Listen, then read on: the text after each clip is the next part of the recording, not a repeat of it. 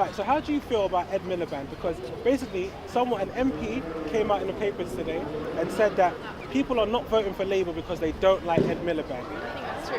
Right, Yeah. that's true. So how do you guys feel about Ed Miliband? I don't know. I think he's not very professional. So like he doesn't get out to the youth, but he just says things as like I feel like the Conservatives say something and then they just have a retaliation. But there's no like, oh yeah, this is what they say. They don't have like a plan. So I don't know what to do. But yeah, that's how I see it. I don't feel like he's very professional in what he wants for the UK. But yeah. Okay, and how about you? I don't think he's a good image for Labour. I just think he wants to wind David Cameron up. I don't think he doesn't portray that he really cares about what he says. Okay. And would you have any concerns about him being Prime Minister? Some people have said that he's weak, that they could never imagine, imagine this country going to war and it's Ed Miliband at the helm. People say they couldn't imagine that. So do you have any concerns about him being the Prime Minister?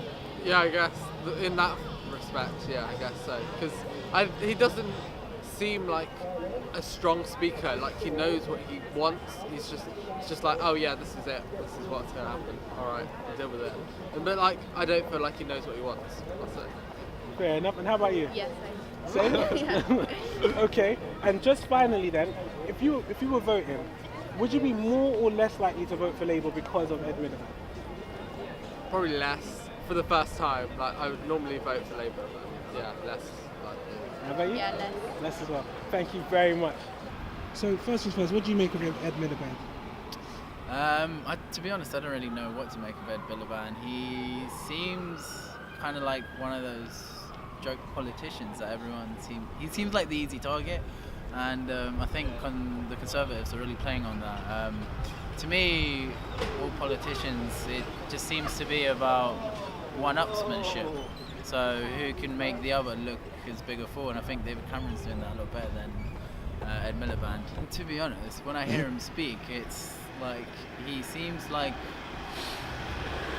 I don't know, when he speaks, he doesn't seem confident when he speaks. So it almost seems as if he doesn't really know what he's talking about. I mean, don't knock it till you've tried it. But I think David Cameron has that kind of aura of authority, whereas Ed Miliband just seems to be that kind of guy who's very timid and not very sure of himself.